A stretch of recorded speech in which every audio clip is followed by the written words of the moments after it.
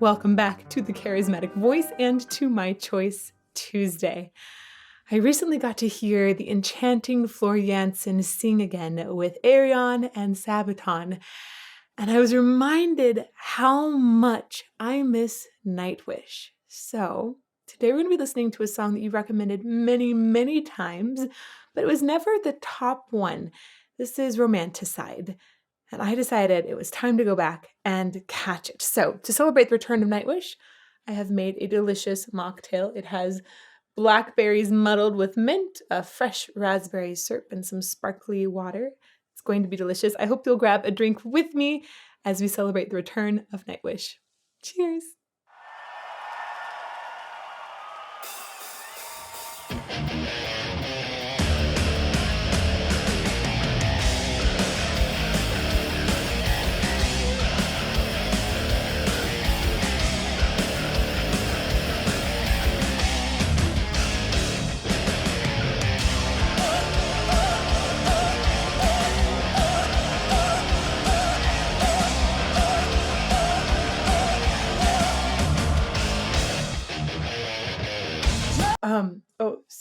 Sorry to cut you off, Floor.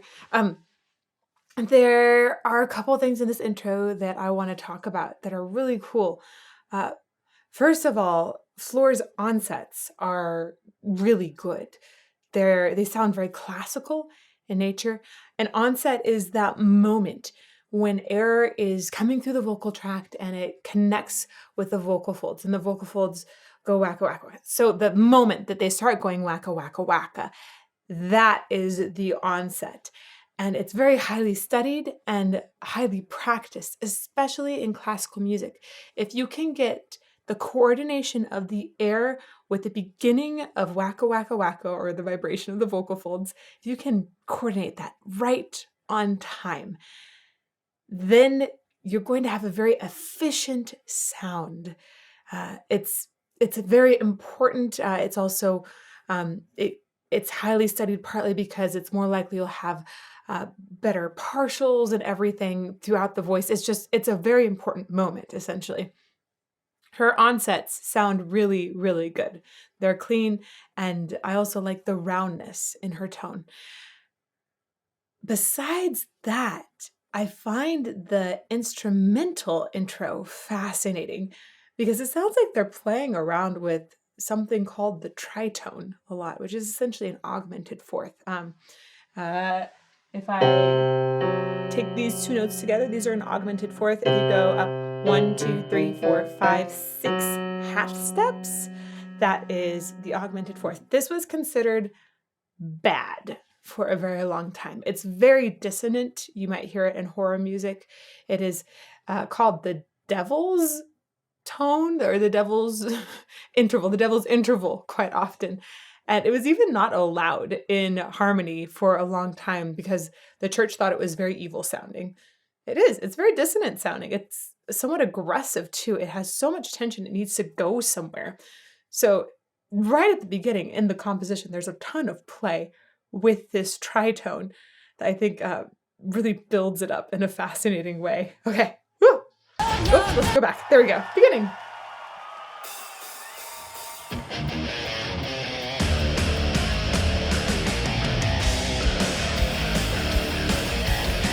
Got lots of that type right now.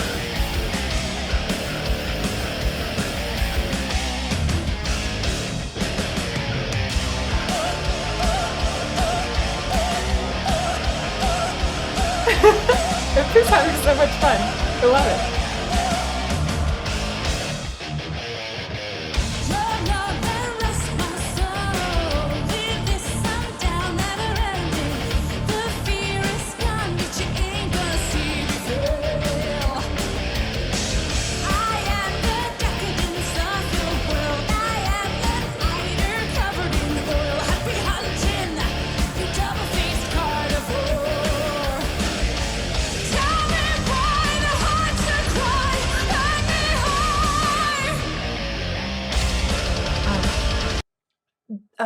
Wow. Okay. We've had 30 seconds since she started singing continuously, not just the onsets at the beginning. And she has demonstrated so many different placements of the voice in such a short amount of time. I'm shocked actually that she went through so many. She's extremely expressive in her sound and very, very well grounded in her technique. I Even with that, it's very surprising how much she's gone through in such a short time. So at one point she went low into like a more chesty sound, and it sounded like she grew a little more space kind of in that lower, almost back of throat area, and it just increased the depth of the tone right there. And then at another spot she sounded almost pop like. Are you guys gonna hate me for saying that? I'll show you in a little bit. But basically, where it's really far forward, had a little valley girl going with it, and then she also just had this really powerful belt. It's She's going between all of these different places. I'm gonna go back and point out some of these different sounds here.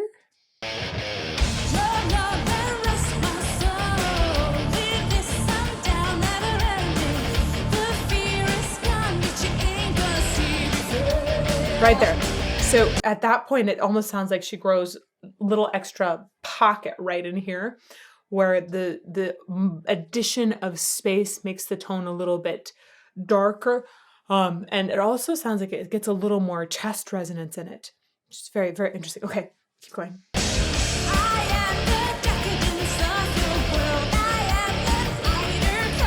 Right, okay.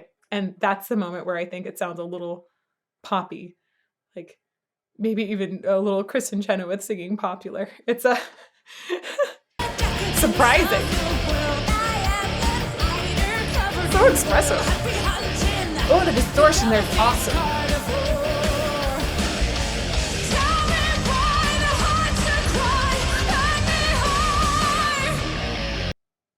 Floor is amazing at staying centered on stage. She stays grounded throughout this. You even see she has a hand up. You guys know from watching Bruce Dickinson that having a hand up is really good for keeping the ribs expanded too. So if you're belting and you want to stay expanded so not all of that air is going smack into your vocal folds, arm up can be very, very helpful. And at the same time, she's sinking down into the stage. Both of these are really great ways to maintain more depth in the breath. So it makes you feel really centered and really grounded as a singer on stage. Look, just in these last 5 seconds. She's in the stage, arm up at the same time. Really cool.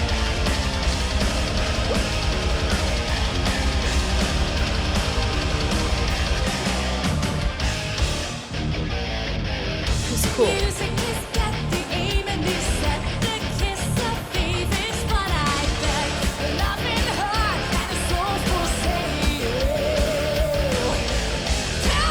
Whoa.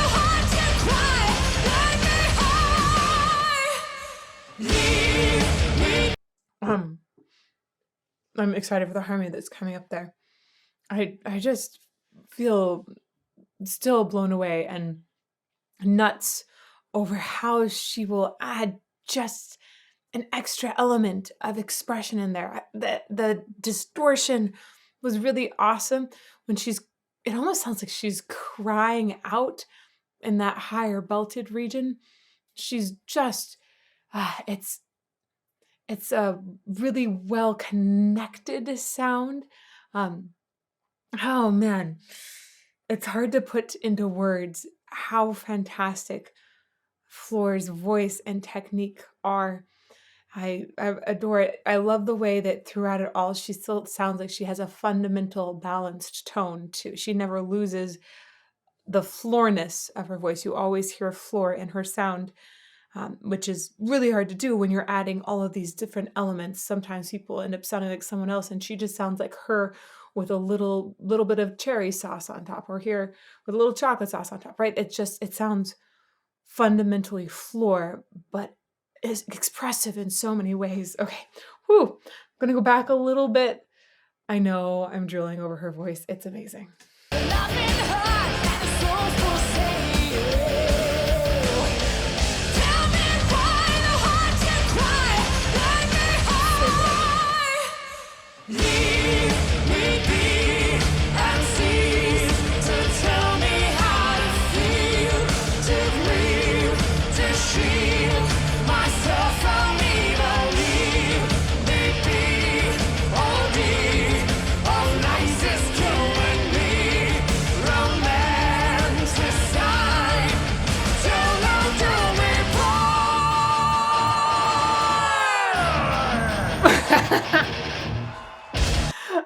Um, here's to Marco, who I know all of us miss. Very, very sad loss for the band. But I love the way that he and Floor sound together. And that last slide at the end where he kind of like roared off was really cool. I always have thought that Marco's voice has a lot of versatility in it. And I like the way he has a lot of bite that he can add in the sound too. It can really pierce through a lot. He's able to get a lot of aggression too and distortion in there. So those harmonies were fun. They're fairly static, which is really interesting. I feel like this might go kind of with the words and this idea of romanticide, of somebody feeling like stuck in sort of the spiral down of a romance they know is going wrong, or they become so obsessed with the person they know that it's not right, but they're stuck in it. And these words here are leave me be and cease to tell me how to feel. It's the, a person really wanting to almost be sucked down into that spiral. Oh man, I think that the lyrics in this are really interesting. So if you ever get a chance to just go look at the lyrics of the song, you totally should. Okay, let's go back to this moment of harmony. Is this good? No, oh, that was not far enough, not by far. There we go. They sound really good together.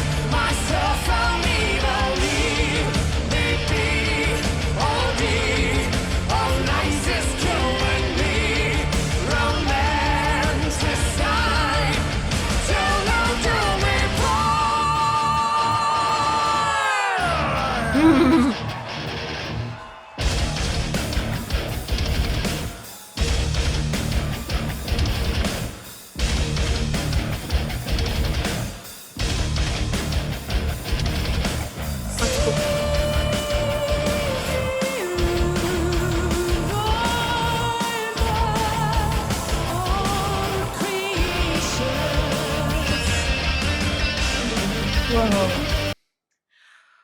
That's really pretty. Wow. And right there is, I think, the actual reason I first fell in love with Floor's voice. Oh man. She has a particular area in the voice, it's head voice, where I hear so much inner smile in the sound. Gentleness when she's coming down. It's definitely more of a classical approach, but put into this setting. I think it's so exquisite in this setting, especially.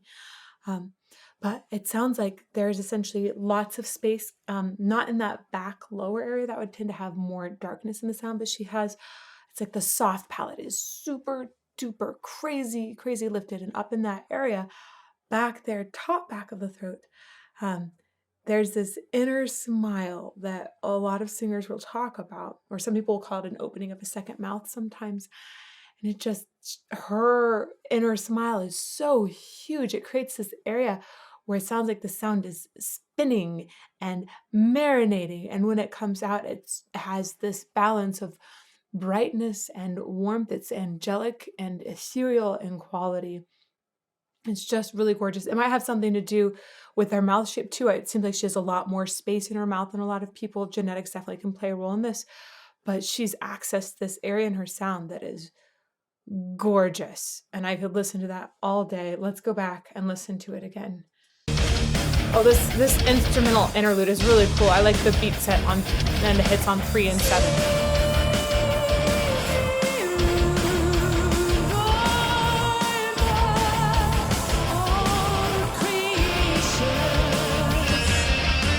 I wish that they'd made that section like, 15 minutes long.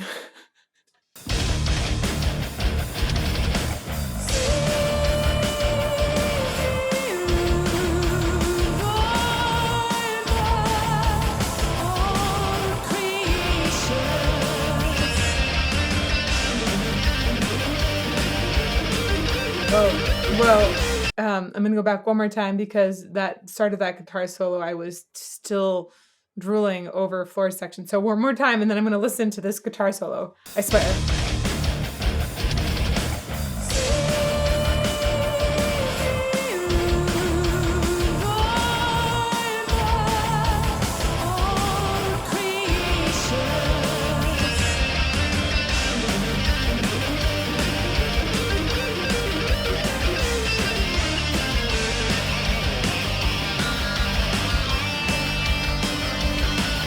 Cool.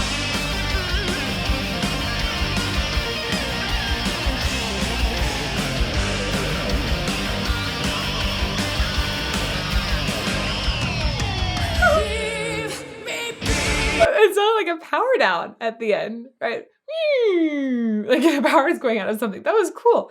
Um, that might be my favorite. That might be my favorite guitar solo I've ever heard in Pooh play. It was really nifty. There was some pitch bending in it that was is a little disturbing. I like the combination of fast and long. Okay, one more time. I want to hear it. Oh, back further. No, further. There we go.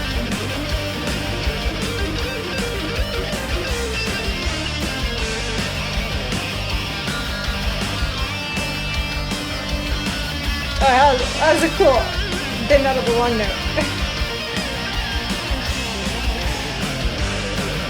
Wow.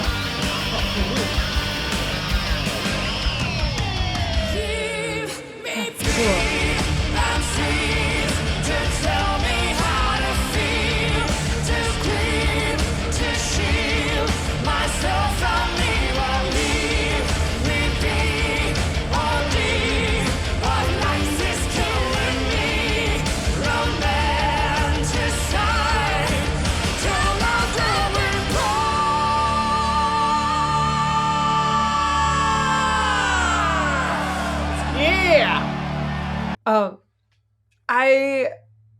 I think this is essentially the chorus of this.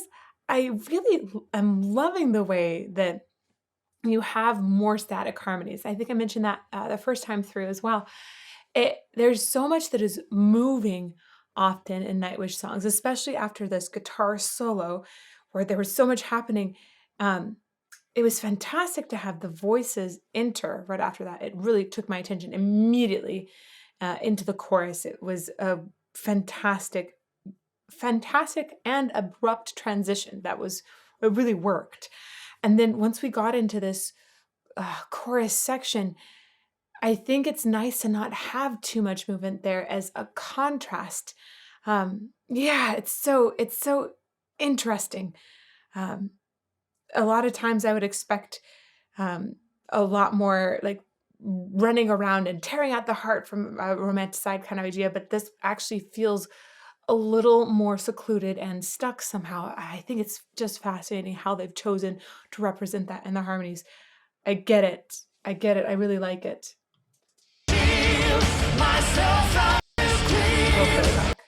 No, that transition is awesome.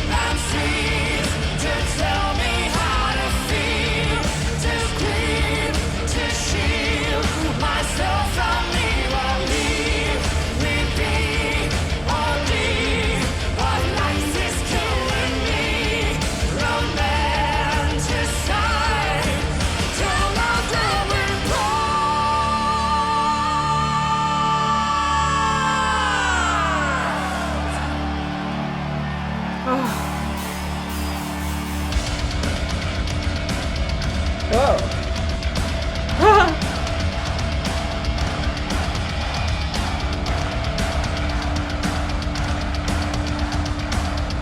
Oh, that's cool.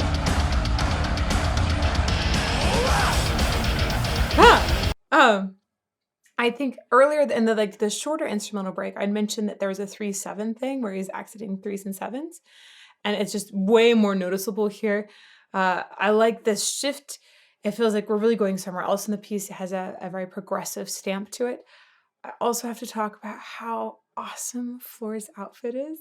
The chains on the sides and this like back skirt thing, right? It's just so cool. I really, really, really, really love her style. And her windmill technique, which I'm told is very good, where you put your hands on your thighs to brace and then release the back of your neck. So anyhow, lots of fun things in this moment. Little flamenco dancing.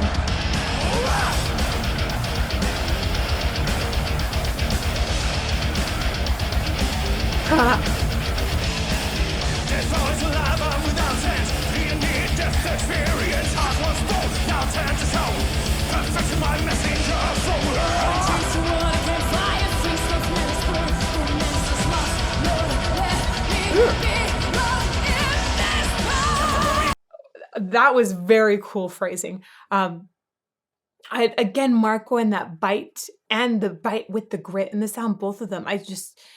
He's got such a great voice for this kind of styling, and it cuts. It has so much snarl. It's really, really fantastic. Floor's phrasing here at the end, ba, ba. So she's singing one syllable per note essentially, and she's breathing between each of these moments. Which gives you this sense that she's out of breath. She's not actually out of breath. She has lungs that can sing for days. But she gives you the sense of being out of breath between these to give a certain anxiety and bring a new kind of emotion into it. I think it's very effective. Let's go back here.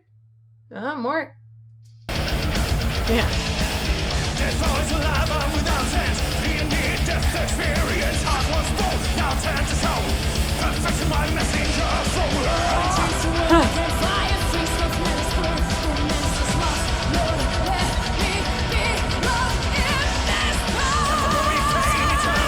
Really cool.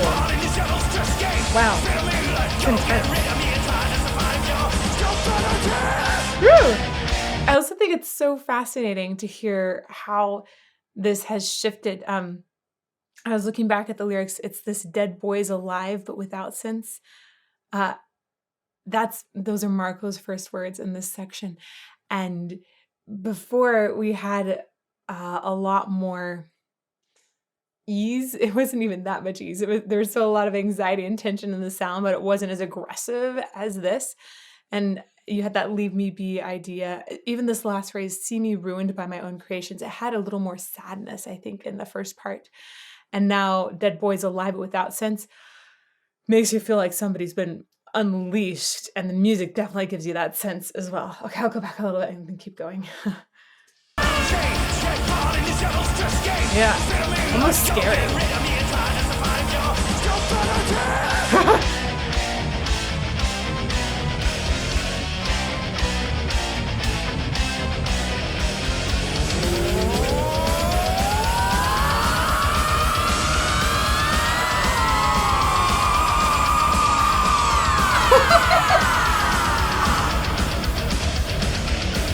That was really cool.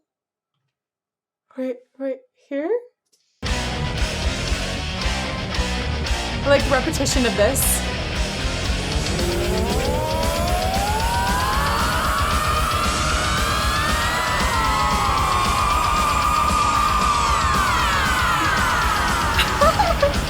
Wait, what's it?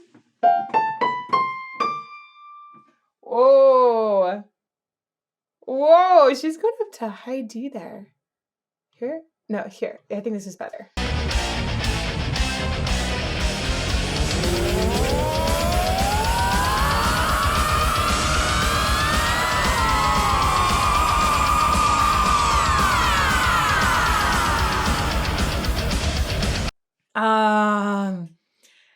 First of all, that's crazy creative.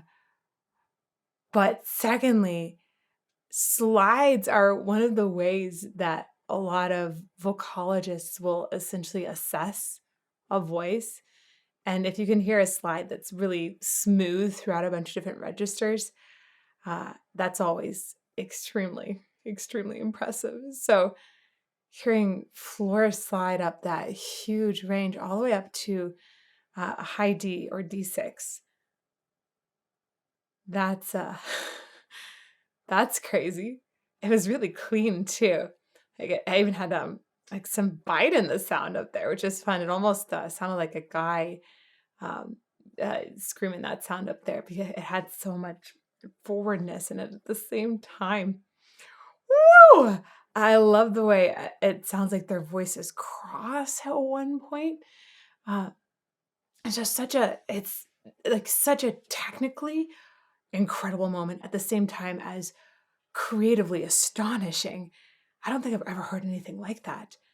Like, that's crazy and awesome. We're gonna listen to it again.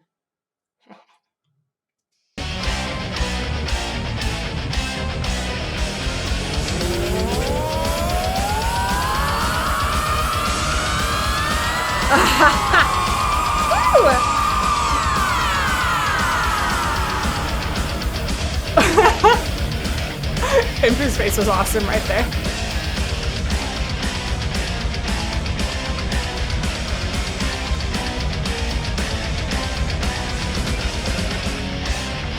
Ooh.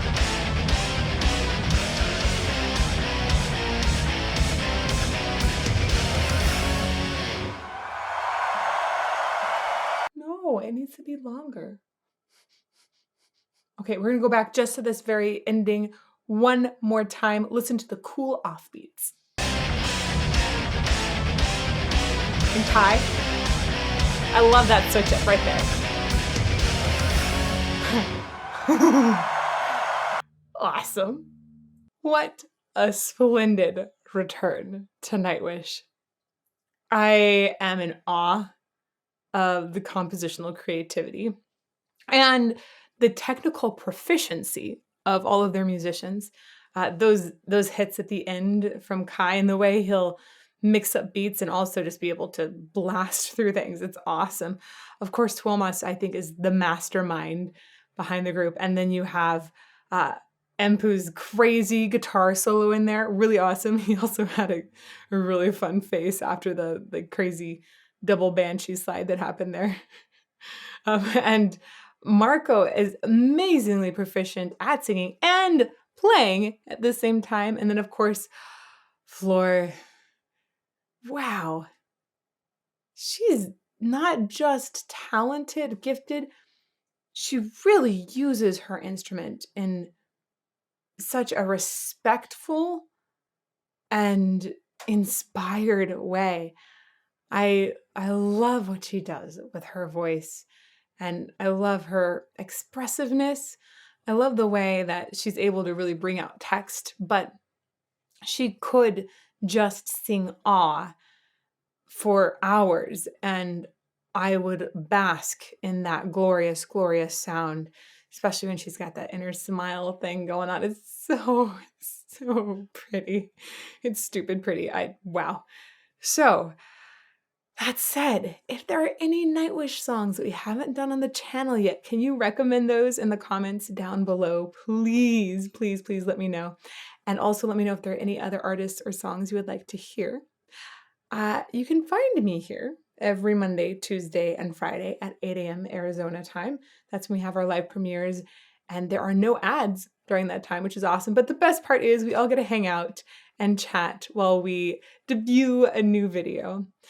Additionally, we have a playlist of other songs like this that you can check out. Hopefully you'll find a bunch of other material that you really, really dig. So I hope to see you in one of those videos soon. Thanks.